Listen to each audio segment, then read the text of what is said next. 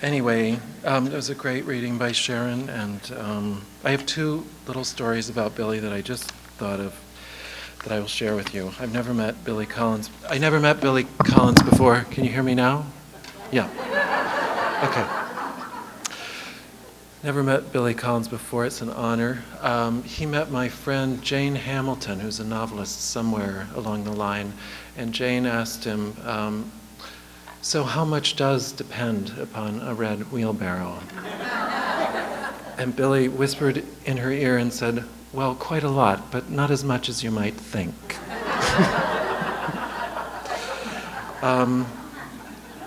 And also, I wrote him a letter many, many years ago, and he doesn't remember this, but he wrote me back a letter of encouragement to continue, which I'm grateful for. And he said in the letter, not all of us, I think if I've got this right, can compose sonatas like Mozart at age 14, but at that age, who would want to? Wouldn't we rather be behind the garage setting something on fire?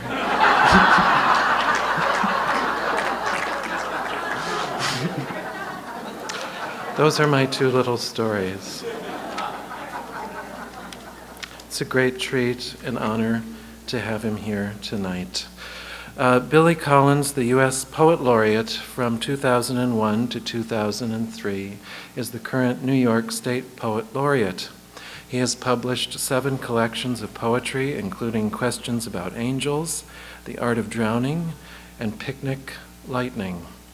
In 2000, Picador in the UK published his collection of poems, Taking Off Emily Dickinson's Clothes.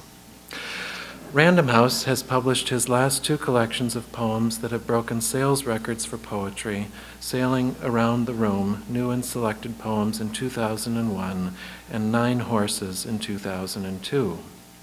In 2003, Random House published Poetry 180, A Turning Back to Poetry, an anthology of poems selected by and with an introduction from Billy Collins. He is the professor of English at Lehman College, a Guggenheim Fellow, and a New York Public Library Literary Lion.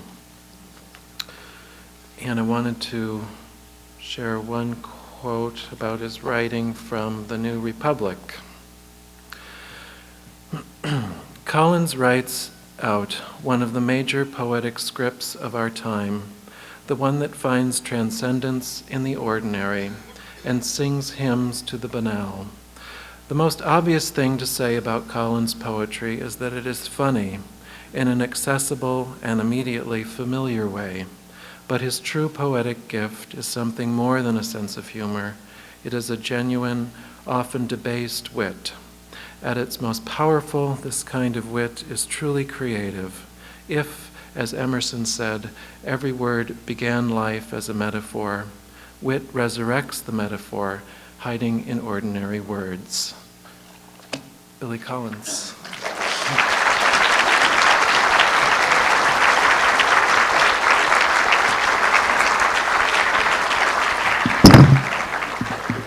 Thank you. Can you hear me for that?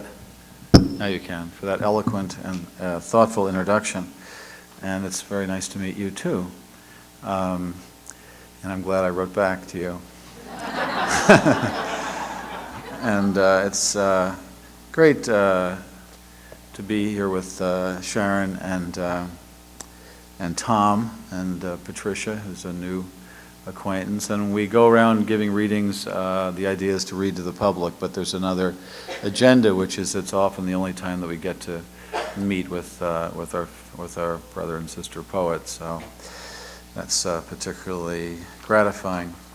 I also had the pleasure of teaching a workshop this week, and one of the things we discussed was the role of the reader and the degree of attention to which a poet might pay the reader, something I was encouraging. And I want to read a poem that is about the reader. I suppose our idea of the reader is a substitute for some imaginary friend or guardian angel or some other invisible presence we might have entertained as a child. The poem begins with an epigraph from Yeats, And it's delivered from Yeats's high horse, in a way.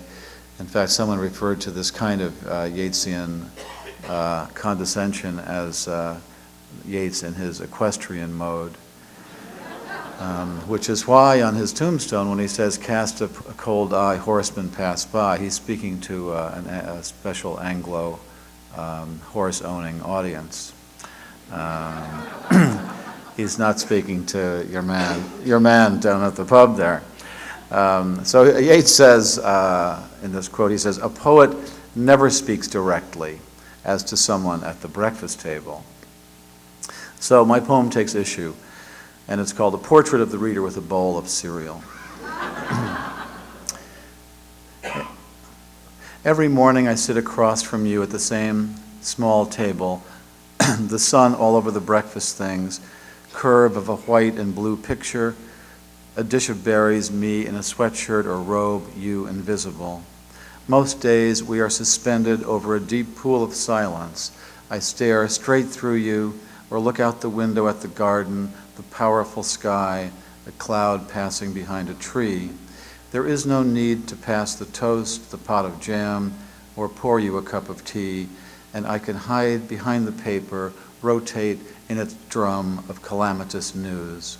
But some days I may notice a little door swinging open in the morning air, and maybe the tea leaves of some dream will be stuck to the china slope of the hour. Then I will lean forward, elbows on the table, with something to tell you, and you will look up, as always, your spoon dripping milk, ready to listen.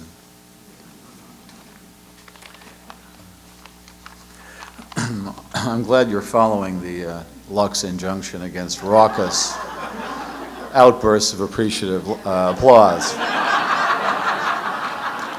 Something I heartily subscribe to.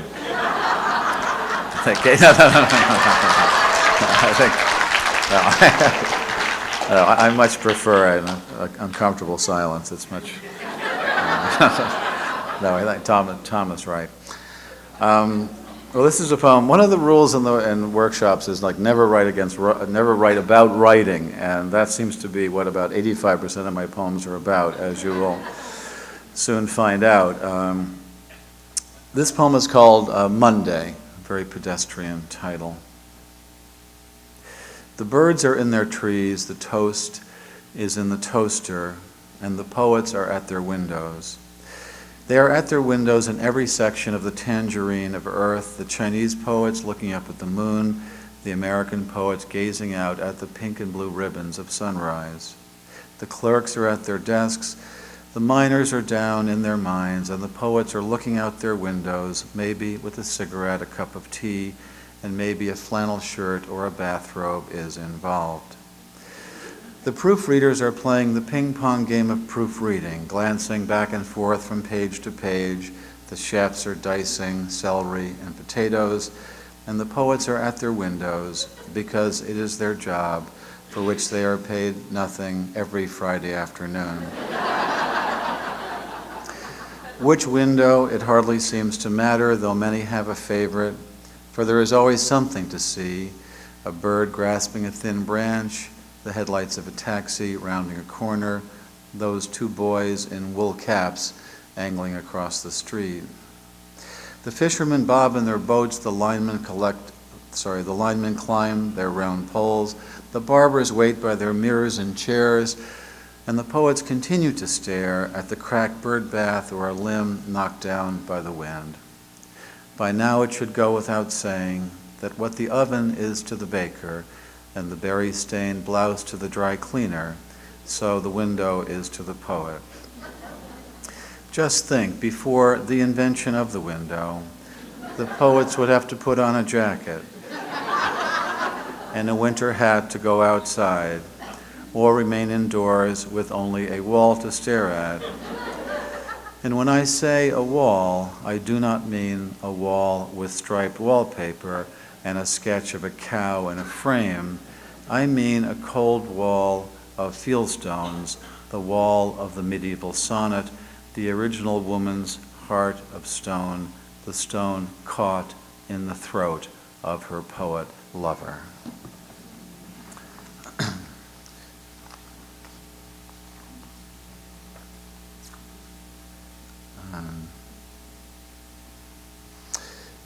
Poem called The Order of the Day. I mentioned that after I wrote this poem, I thought of this saying, this kind of question and answer. The question, the resounding philosophical question was, how do you make God laugh? And the answer is, make a plan. So this is about those kinds of expectations. The order of the day. A morning after a week of rain, and the sun shot down through the branches and into the tall bare windows, the brindled cat rolled over on his back, and I could hear you in the kitchen grinding coffee beans into a powder. Everything seemed especially vivid because I knew we were all going to die. First the cat, then you, then me, then somewhat later the sun itself was the order I was envisioning. But then again, you never really know. The cat had a fiercely healthy look. His coat so bristling and electric, I wondered what you had been feeding him and what you had been feeding me. As I turned a corner and beheld you out there on the sunny deck of our house, running in place, lost in exercise, knees lifted high, skin glistening, and that toothy, immortal-looking smile of yours.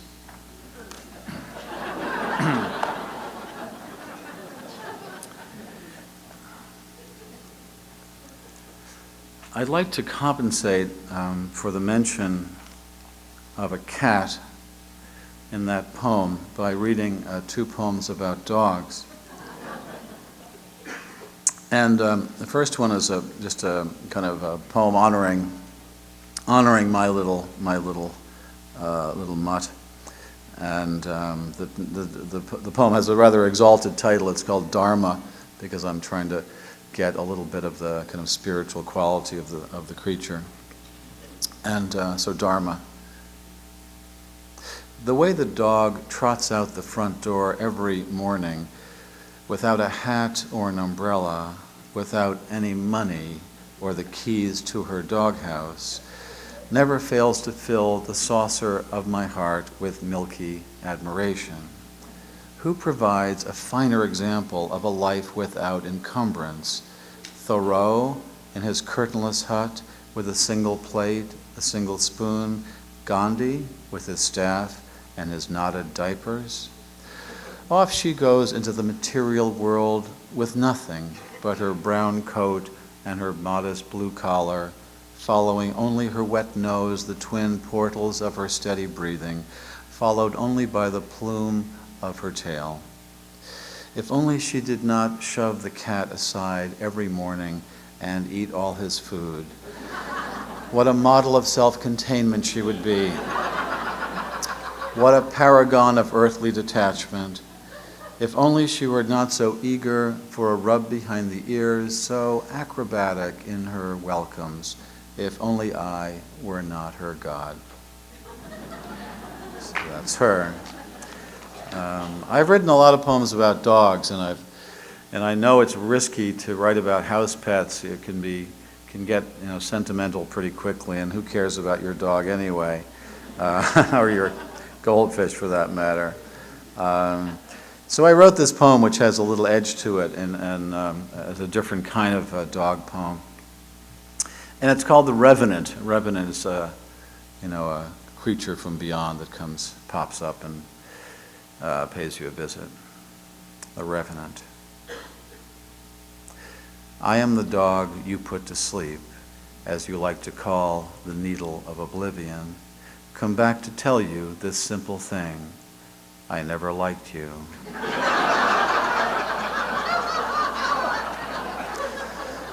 When I licked your face, I thought of biting off your nose.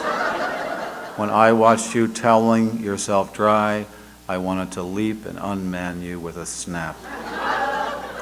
I resented the way you moved, your lack of animal grace, the way you would sit in a chair to eat, a napkin on your lap, a knife in your hand.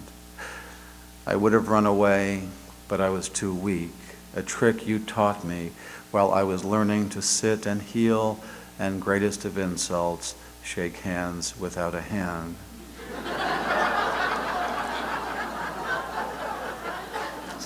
I admit the sight of the leash would excite me, but only because it meant I was about to smell things you had never touched.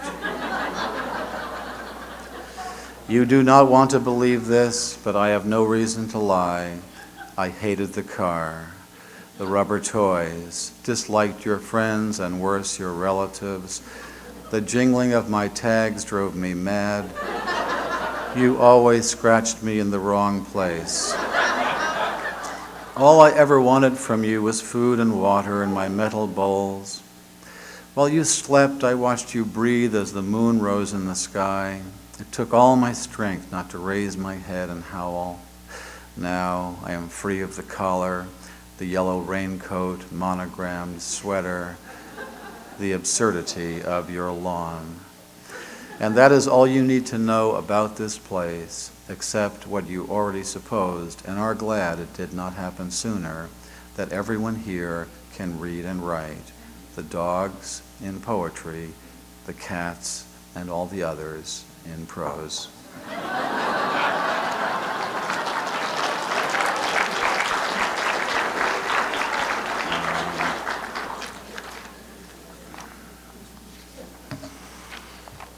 And we were talking in our workshop also about how much you had to explain about a poem, and one poet did turn in a poem with some notes, and we were just discussing how to do that. And well, this I think I'll just read this poem actually, rather than set it up in any way. I'll just read it. It's called The Introduction. I don't think this poem really needs an introduction, and it's always best to let the poem speak for itself. I should mention, however, that whenever I use the word five, I'm referring to that group of Russian composers who became known as the Five, Balakirev, Mussorgsky, Borodin, those guys. Oh, and Hypsicles was a Greek astronomer. He did something with the circle. Let's see, anything else? Grimke is Angela Emily Grimke, the abolitionist. Imraz is that little island near the Dardanelles. Monad, well, you all know what a monad is. There could be a little problem with mastaba, which is one of those Egyptian above-ground sepulchres, sort of brick and limestone. And you're all familiar with helminthology. It's the science of worms. And you know Phoebe Mosey is the real name of Annie Oakley. Other than that, everything should be obvious. Wagga Wagga is in South Wales. Rhyolite is that soft volcanic rock. Morandi is that type of timber in tropical Asia. And Rahway is just Rahway, New Jersey. The rest of the poem should be clear. I'll just let it speak for itself. It's about the time I went picking wild strawberries. It's called Picking Wild Strawberries.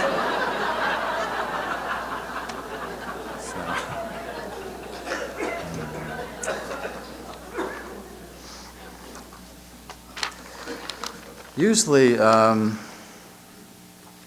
let's see, let's put a few together here. Usually poems don't begin with titles, but this one did. I just got up in the morning and found myself facing this title. It's called Boy Shooting at a Statue, and I wrote a poem under the title. Boy Shooting at a Statue. It was late in the afternoon, the beginning of winter, a light snow, and I was the only one in the small park to witness the boy running alone in circles around the base of a bronze statue. I could not read the carved name of the noted statesman who loomed above, one hand on a cold hip, the other thrust into his frozen waistcoat. and the boy had only his hand for a gun. But as he ran, head down, he would lift a finger to the statue, pulling an imaginary trigger as he imitated the sounds of rapid fire. Evening thickened, the mercury sank, but the boy kept running in the circle of his own footprints in the snow as he shot blindly into the air. History will never find a way to end, I thought, as I left the park by the north gate and returned to the station of my desk, where the piece of paper I wrote on served as a kind of glass through which I could see hundreds of dark birds circling in the sky below.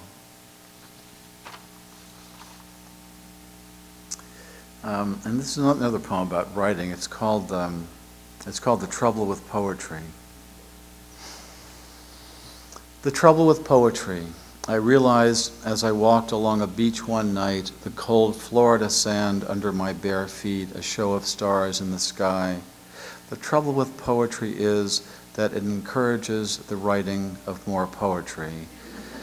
More guppies crowding the fish tank, more baby rabbits hopping out of their mothers into the dewy grass.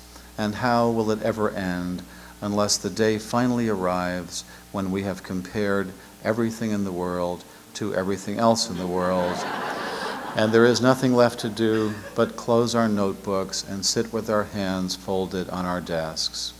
Poetry fills me with joy, and I rise like a feather in the wind.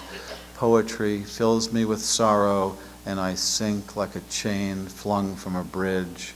But mostly, poetry fills me with the urge to write poetry, to sit in the dark and wait for a little flame to appear at the end of my pencil. And along with that, a desire to steal, to break into the poems of others with a flashlight and a ski mask. And what an unmerry band of thieves we are, cut purses, common shoplifters, I thought to myself as a cold wave swirled around my feet and the lighthouse moved its megaphone over the sea, which is an image I stole directly from Lawrence Ferlinghetti.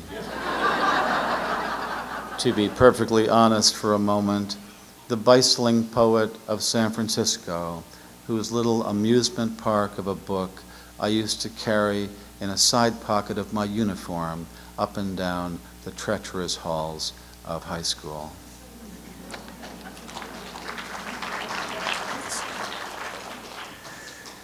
And,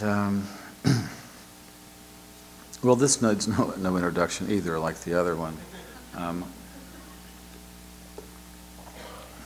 It's called, something we see pictures of a lot in the newspaper. It's called Building with Its Face Blown Off. How suddenly the private is made known in a bombed-out city. How the blue and striped wallpaper of a second-story bedroom is now exposed to the light snow falling on the neighbors and the soldiers walking over the rubble below, as if the room had answered the explosion wearing only its blue and white pajamas. A few are standing on piles of concrete, looking up at a side view of a staircase and a door dangling from a single hinge. The bathroom looks almost embarrassed by its uncovered ochre walls, the twisted mess of its plumbing, the sink sinking to its knees, and the ripped shower curtain with the little goldfish trailing bubbles. It's like a dollhouse view, as if a giant child on its knees could reach in and pick up a bureau, straighten a picture. Or it could be a room on a stage, the fourth wall missing as usual, only now in a play with no characters, no speeches, no dramatic lift and fall, just the broken furniture in the street, a shoe among the cinder blocks, a light snow still falling on a distant steeple, and people crossing a bridge that is still standing, and beyond that, crows in a tree, a statue of a leader on a horse, clouds that look like smoke, and much farther on, in another country, on a blanket under a shade tree, a man pouring wine from a bottle, and a woman sliding out the wooden pegs of a wicker hamper filled with bread, cheese, and several kinds of olives.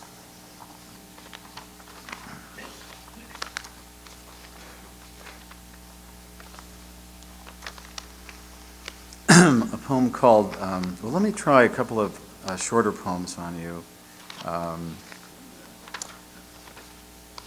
Here's a poem that came out of a sentence in an article or some review. I think it was a review of a kind of a. One of my indulgences, I do subscribe to the London to the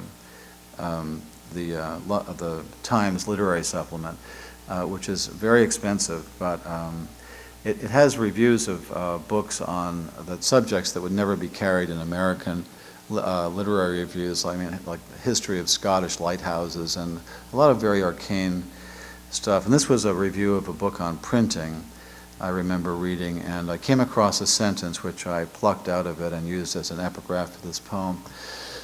And the sentence is, it has been calculated that each copy of the Gutenberg Bible required the skins of 300 sheep. And this is a little poem called Flock. I can see them squeezed into the holding pen behind the stone building where the printing press is housed, all of them squirming around to find a little room and looking so much alike it would be nearly impossible to count them, and there is no telling which one will carry the news that the Lord is a shepherd, one of the few things they already know. How's that?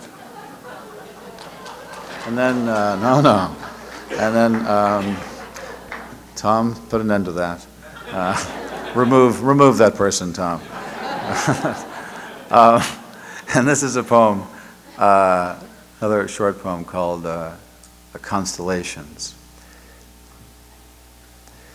Yes, that's Orion over there, the three studs of the belt clearly lined up just off the horizon. And if you turn around, you can see Gemini, very visible tonight, the twins looking off into space as usual.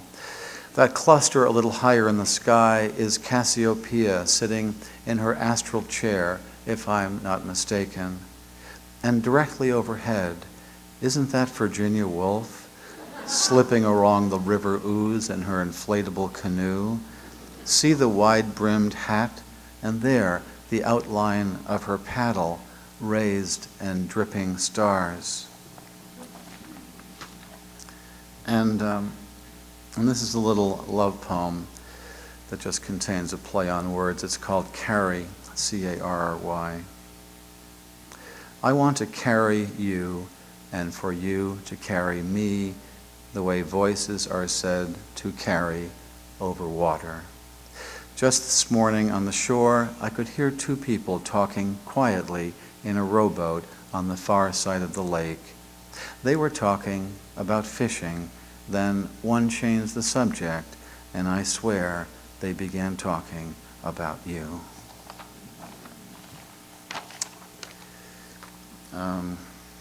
Well, maybe a couple. You like these short ones, I think. Maybe I'll give you. I'll give you a couple of other ones of that. Oh, okay. Yeah, that's a good idea. And where are you from, young man? Okay, here's the one that Tom. Well, I'll read one first, then the other one. This is also very short. It's one that you hear this on the radio when you listen to the radio, and especially musical programs. It's called Surprise. Surprise.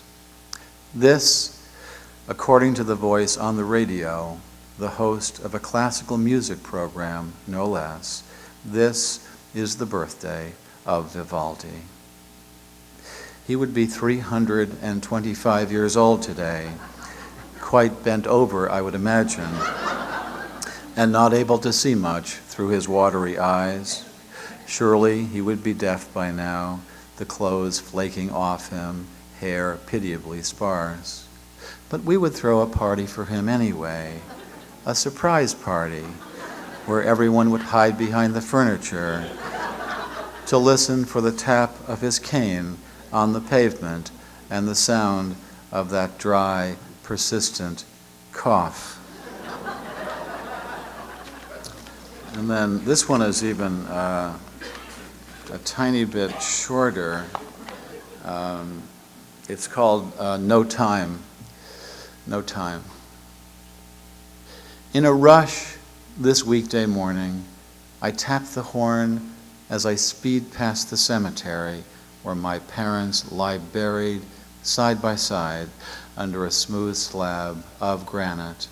Then, all day long, I think of him rising up to give me that look of knowing disapproval, while my mother calmly tells him to lie back down.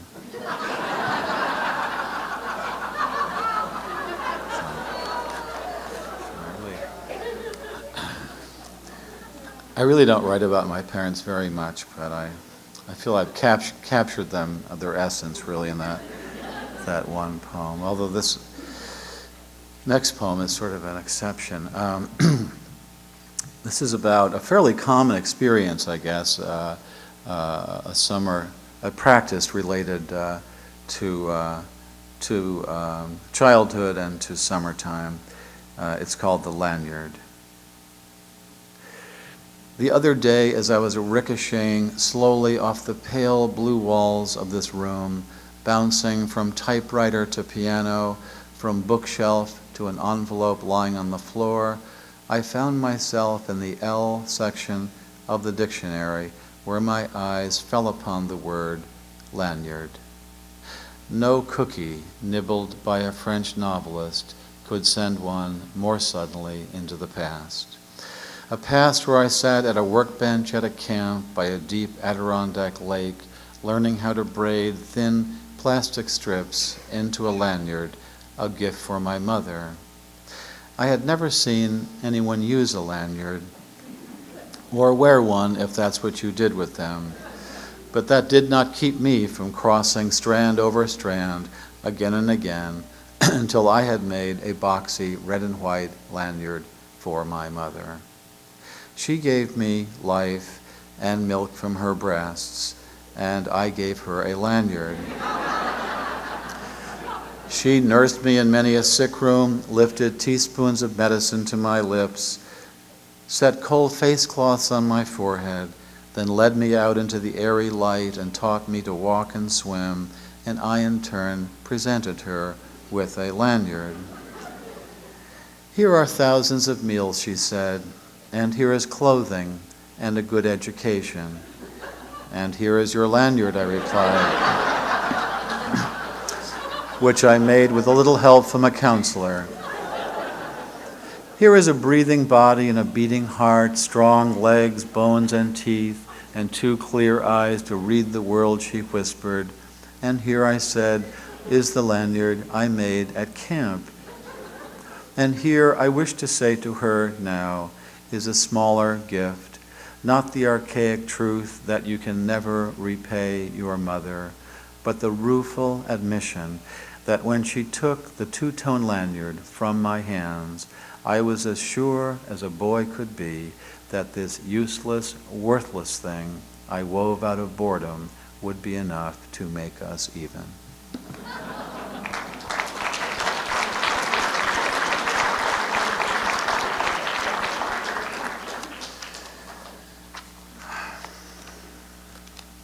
What did you make at camp? A what? A pot holder. See, that was the other alternative, the pot holder. The choice was very clear. There was, the die was cast in our lives when you chose the pot holder and I the lanyard. I'm not sure.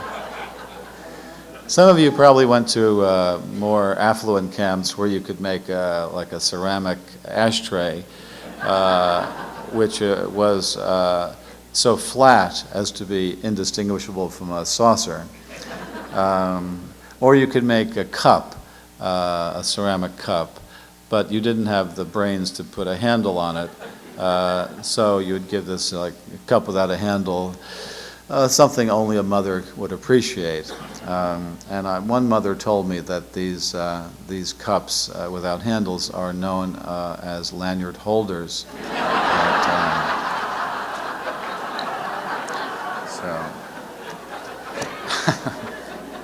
It's for the camp crowd out here.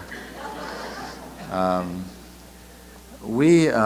wanted to read a poem in honor or in honor of those people who are. It's so good to be down here and to be wearing flip-flops and things like that. But I thought, since a good part of the country is suffering right now, that I would read a poem called Snow Day, just so our thoughts will turn to them at some point. Now, if you're a native Floridian, you might not be familiar with this phenomenon, but probably nobody is. So, but a snow day is when it's snowing. That's a snowy day, and a snow day is when the government declares that this is an official snow day, and then there are all sorts of legal ramifications, and things come to a halt. So that's what the poem is about, and it's called Snow Day. Today we woke up to a revolution of snow, its white flag waving over everything. The landscape vanished, not a single creature to punctuate the blankness. And beyond these windows, the government buildings smothered, schools and libraries buried, the post office lost under the noiseless drift, the paths of trains softly blocked, the world fallen under this falling. In a while, I will put on some boots and step outside like someone walking in water, and the dog will porpoise through the drifts, and I will shake a laden branch, sending a cold shower down on us both. But for now, I am a willing prisoner in this house, a sympathizer with the anarchic cause of snow. I will make a pot of tea and listen to the plastic radio on the counter, as glad as anyone to hear the news that the Kitty Corner School is closed, the Ding Dong School closed, the All Aboard Children's School closed, the Hi Ho Nursery School closed. Along with some will be delighted to hear the Toadstool School, the Little School, Little Sparrows Nursery School, Little Stars Preschool, Peas and Carrots Day School, the Tom Thumb Child Center, all closed, and clap your hands, the Peanuts Play School. So this is where the children hide all day.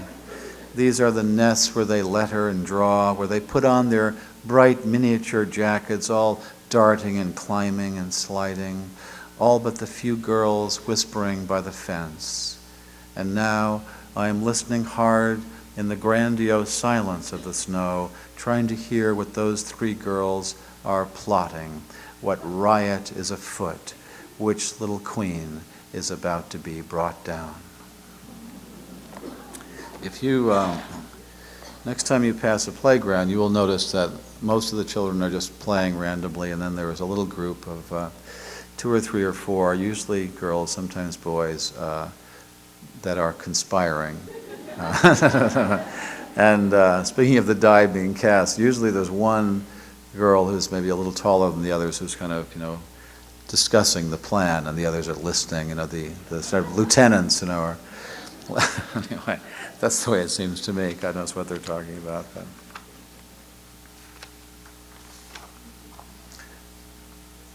This title is probably something you haven't thought about or heard since you were in school. It's called the Peasants Revolt. Peasants Revolt. Soon enough, it will all be over. The shirt hanging from the doorknob, trees beyond the window, and the kettle of water bubbling on a burner. Soon enough, the many will be overwhelmed by the one. Instead of the shaded road to the house, the blue wheelbarrow upended, and a picture book across my hips in bed, just an expanse of white ink or a dark tunnel coiling away and down. No sunflowers, no notebook, no sand-colored denim jacket, and a stalk of hay in the teeth, just a hole inside a larger hole and the starless maw of space. But we are still here, all the world before us, a beaded glass of water on the night table, and the rest of a summer afternoon ahead. So undo the buttons on your white blouse, toss it over a chair back, and let us lie down, side by side, on these crisp sheets, like two effigies on a tomb, supine in the shadowy corner of a cathedral. Let us be as still and as serene as Richard II and Anne of Bohemia, he who ended the Peasants' Revolt so ruthlessly, and she to whom he was so devoted, now entombed together, hand in stone hand. Let us close our eyes to the white room and let the fan blades on the ceiling cool us as they turn like the hands of a speeding clock.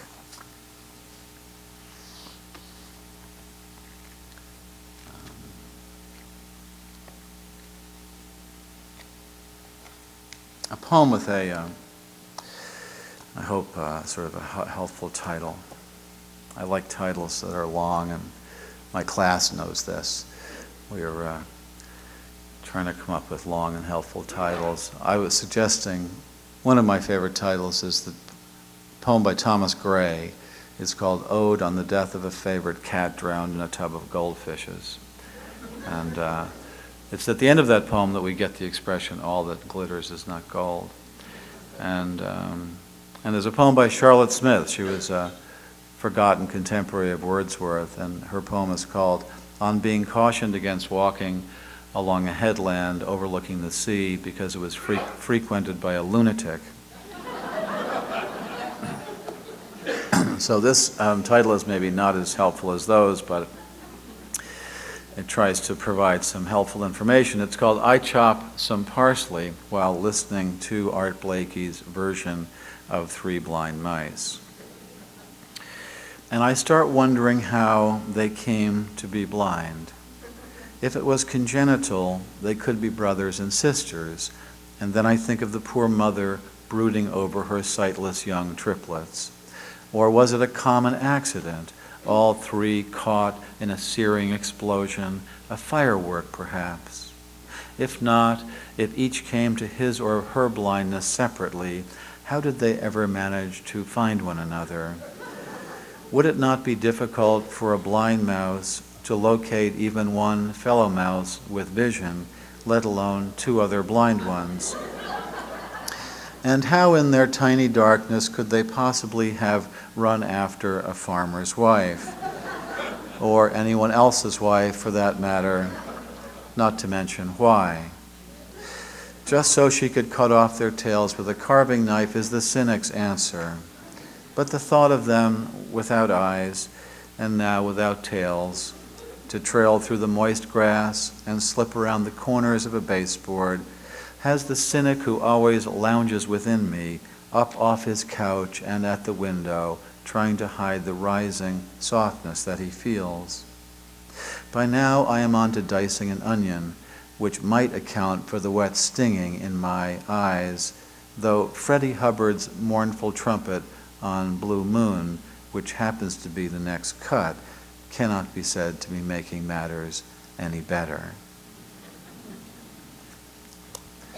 I mentioned in that poem about the trouble with poetry, about something we all know, which is the kind of sometimes innocent borrowing and the unavoidable sways of influence that writers come under as we are affected by our predecessors and poets around us.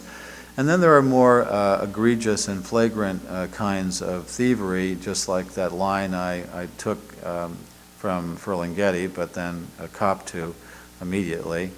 And here again, I would like to openly admit this act of pilfering, which is the poem I'm about to read, begins with two lines that that another poet used to begin his poem.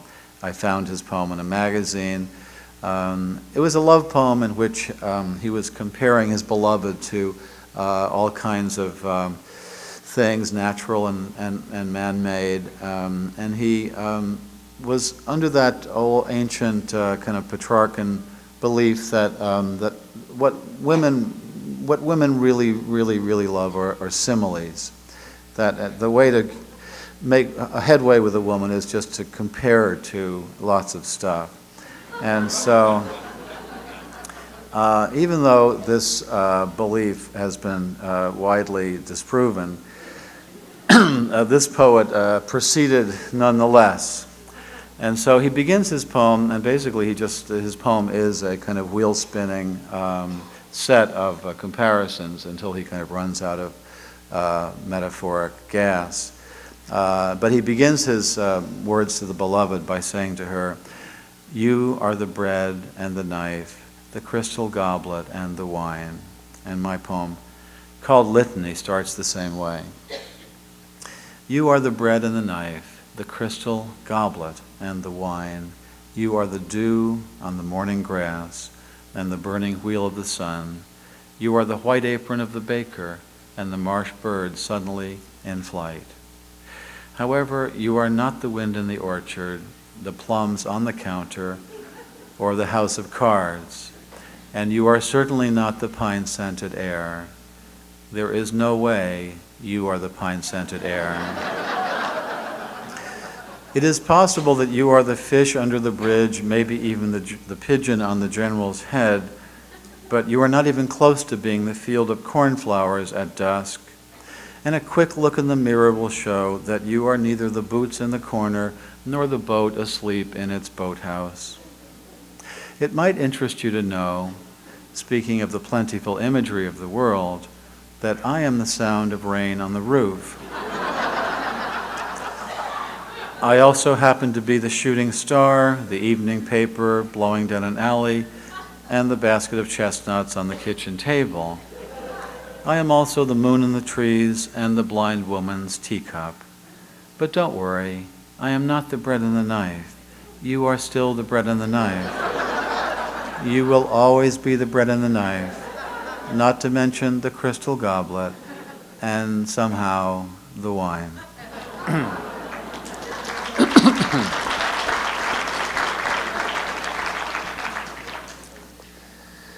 I'm always good about this, but I forget when I started. Has it been 10 minutes, 2 hours? I don't know.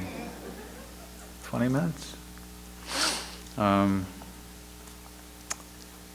Here's a poem I wrote. I started this poem to kind of make fun of a species of poetry, and those are poems that are written on the occasions of the poet's own birthday, in which the poet solemnly marks a milestone in his or her life by writing a poem about that.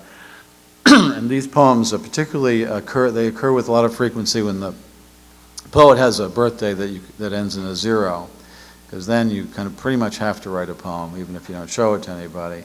But if you're going to turn 30 or 40 or 50, you're going to probably squeeze a poem out of it. And I tried to make fun of the whole solemnity of taking one's own mortality so seriously as to mark these milestones in verse. And so I wrote this poem called On Turning 10. And I'd like to dedicate it to a new friend of mine who's actually 12, and she's here tonight, and she's probably as close to 10 as you can get, maybe. So on turning 10, the whole idea of it makes me feel like I'm coming down with something worse than any stomach ache or the headaches I get from reading in bad light, a kind of measles of the spirit, a mumps of the psyche, disfiguring chicken pox of the soul. You tell me it is too early to be looking back, but that is because you have forgotten the perfect simplicity of being one and the beautiful complexity introduced by 2. But I can lie on my bed and remember every digit. At 4, I was an Arabian wizard. I could make myself invisible by drinking a glass of milk a certain way. At 7, I was a soldier. At 9, a prince. But now I am mostly at the window, watching the late afternoon light. Back then, it never fell so solemnly against the side of my treehouse, and my bicycle never leaned against the garage as it does today, all the dark blue speed drained out of it. This is the beginning of sadness, I say to myself, as I walk through the universe in my sneakers. It is time to say goodbye to my imaginary friends, time to turn the first big number. It seems only yesterday I used to believe there was nothing under my skin but light. If you cut me, I would shine. But now, when I fall upon the sidewalks of life, I skin my knees, I bleed.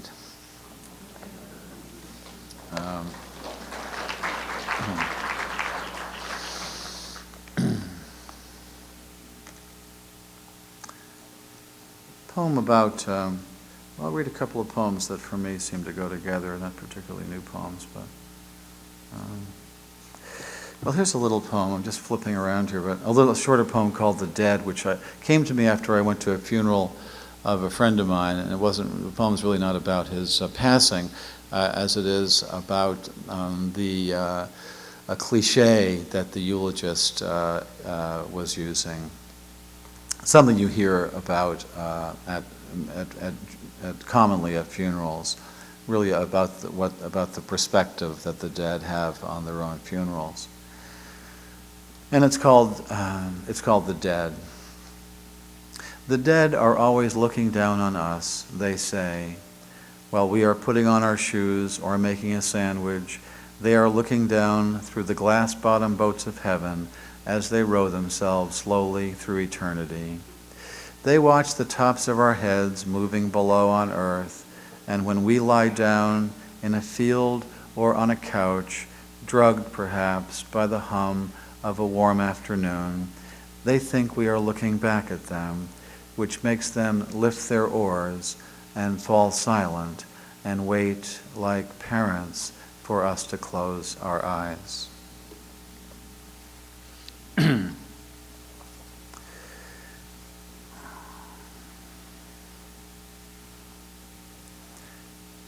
Here's a slightly more formal poem called Sonnet. It's a sonnet, kind of a loose sonnet. And it mentions kind of the grandfather of the sonnet, the Italian poet Petrarch, and his girlfriend, Laura.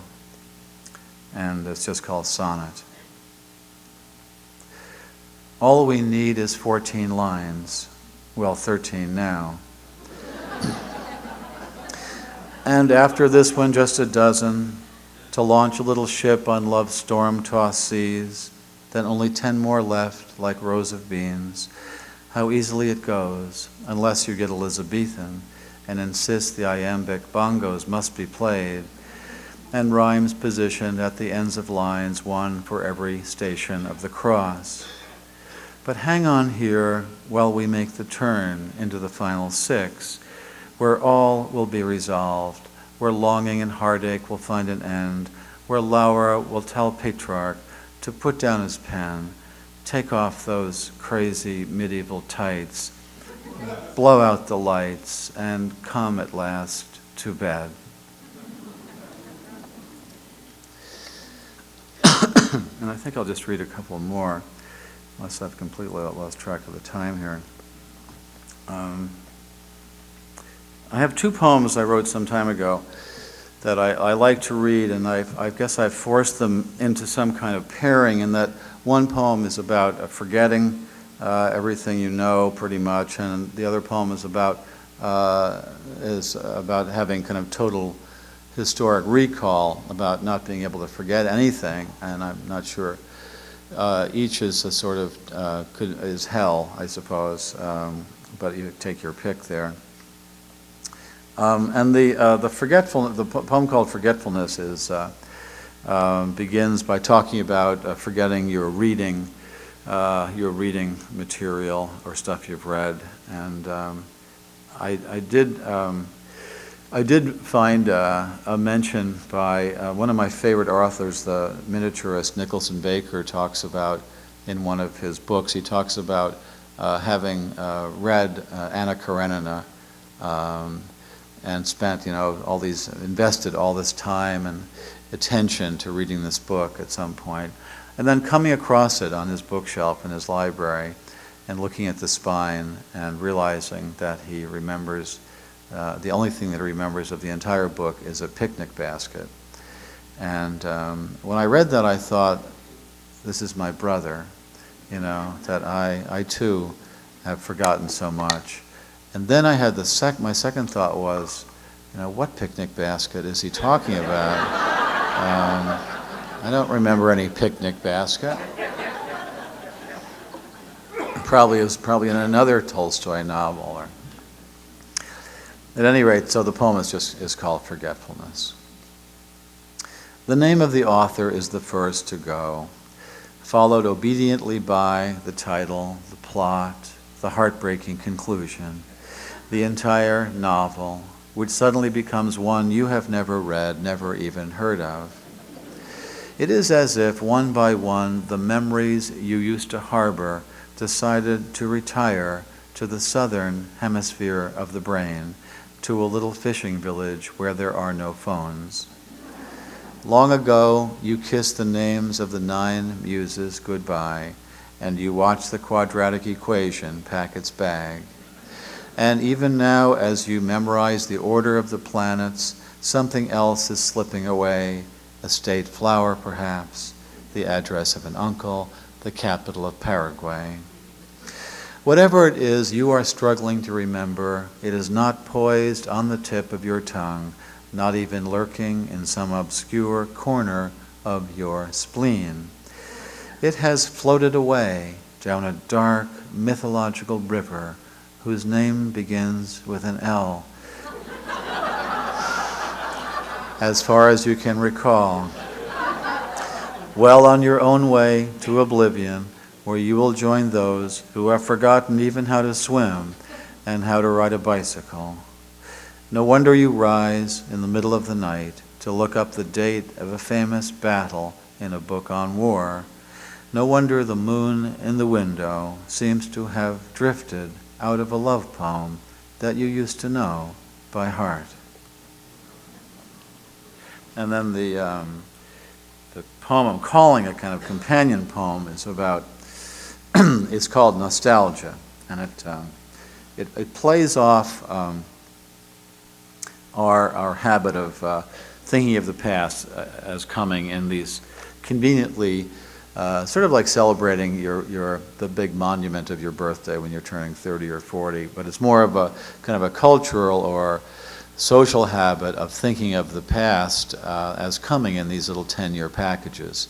So we would refer very knowledgeably, to the music and the style of the 40s, and then you say the 60s, and all this stuff kind of conjures up, or the 80s, and so every decade had a kind of it was a kind of bouillon cube you could chuck into a bunch of water, and it would make some kind of a sense of things. And I thought we were always kind of force-fed these decades, and the idea was that for me it was kind of enforced nostalgia, that we were pressured to feel a certain way about the past, bittersweet. So that's why the poem is called Nostalgia. Remember the 1340s? We were doing a dance called the catapult. You always wore brown, the color craze of the decade, and I was draped in one of those capes that were popular, the ones with unicorns and pomegranates and needlework. Everyone would pause for beer and onions in the afternoon, and at night we would play a game called Find the Cow. Everything was hand-lettered back then, not like today. Where has the summer of 1572 gone? Brocade and sonnet marathons were the rage. We used to dress up in the flags of baronies and conquer one another in cold rooms of stone. Out on the dance floor, we were all doing the struggle, while your sister practiced the Daphne all alone in her room. We borrowed the jargon of farriers for our slang. These days, language seems transparent, a badly broken code. The 1790s will never come again. Childhood was big. People would take walks to the very tops of hills and write down what they saw in their journals without speaking. Our collars were high, our hats were extremely soft. We would surprise each other with alphabets made of twigs. It was a wonderful time to be alive, or even dead. I am very fond of the period between 1815 and 1821. Europe trembled while we sat still for our portraits, and I would love to return to 1901, if only for a moment, time enough to wind up a music box and do a few dance steps. Or shoot me back to 1922 or 1941, or at least let me recapture the serenity of last month when we picked berries together and glided through afternoons in a canoe. Even this morning would be an improvement over the present. I was in the garden then, surrounded by the hum of bees and the Latin names of flowers, watching the early light flash off the slanted windows of the greenhouse and silver the limbs on the rows of dark hemlocks. As usual, I was thinking about the moments of the past, letting my memory rush over them like water rushing over the stones on the bottom of a stream. I was even thinking a little about the future, that place where people are doing a dance we cannot imagine, a dance whose name we can only guess. And